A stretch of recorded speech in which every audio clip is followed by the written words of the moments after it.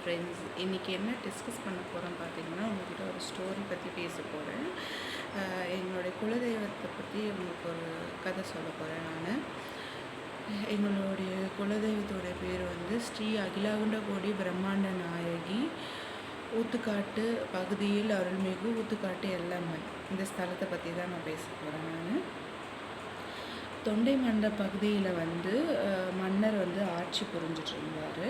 அவர் வந்து அவருடைய பேர் பார்த்திங்கன்னா வந்து விஜயநகர மன்னர் கிருஷ்ணதேவராயர் வந்து ஆட்சி புரிஞ்சிட்டு இருந்தார். ஓகேவா? ஸோ வந்து அவருடைய அவர்களுடைய சேவகர்களோடு வந்து ஊருக்கு வந்திருந்தார். அப்போ என்ன ஆச்சுன்னா வந்து அவருக்கு வெகு நேரமாக வந்து ரொம்ப வந்து ட்ராவல் பண்ணி அவருக்கு வந்து தண்ணி வந்து தாகம் எடுத்துக்கிச்சு. ஓகேவா? சரி, தண்ணி தாகம் எடுத்துக்கிட்டதுனால வந்து அவர் ஒரு இடத்துல மயக்கமாக வந்து படுத்தார். அப்போ வந்து அங்கே இருக்க ஒரு டாக் பார்த்திங்கன்னா நாய் பார்த்திங்கன்னா வந்து போயிட்டு அவர் மயக்கமாக இருக்கிறத பார்த்து அதுக்கு ரொம்ப கஷ்டமாக போயிட்டு அங்கே இருக்க தண்ணியில் போயிட்டு அது உடம்பு நனைச்சிட்டு அவர் மேலே வந்து உதறி விட்டவுடனே அவருக்கு மயக்கம் தெரிஞ்சிட்டவுடனே அவர் என்ன நினச்சி, சரி ஓகே, இங்கே வந்து தண்ணி இருக்குது, ஸோ நம்ம வந்து இங்கே போய் தண்ணி குடிக்கலாம் அப்படின்ற மாதிரி அவர் ஃபிக்ஸ் பண்ணிவிட்டு சரி சொல்லிவிட்டு அங்கே தண்ணி இருக்கிற இடத்துக்கு வந்து போய் பார்த்தாரு. போய் பார்த்தவுடனே என்னாச்சு, அங்கே வந்து தண்ணியில் வந்து ஒரு லெமன் வந்து வந்திருக்கு.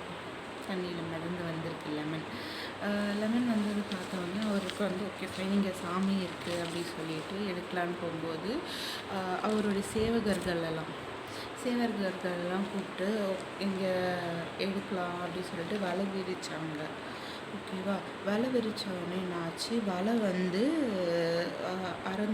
அறந்து தண்ணியில் வந்து திருப்பி வந்து சிலை தண்ணியில் போயிடுச்சு. அப்புறமா என்ன பண்ணாங்க, கொஞ்சம் கொஞ்சமாக மேலே எலும்பி வந்தது சிலை. எலும்பி வந்தோடனே சரி சொல்லிட்டு இரும்பு கம்பி இருக்குல்ல, அந்த கம்பி போட்டு அந்த சாமியே எடுத்தாங்க. அதை வந்து அவருடைய கையில் வந்து மகிழ்ச்சியாக வாங்கி எடுத்துகிட்டு போயிட்டு வந்து ஊத்துக்காட்டு எல்லம்மன் ஸ்தலத்தில் வந்து அதை வந்து பிரதிஷ்டை பண்ணார். அது வந்து ஒரு கற்சிலையாக தான் இருந்தது. ஓகேங்களா? கற்சிலையாக இருந்தது. அதில் வந்து அவங்க பிரதிஷ்டை பண்ணாங்க.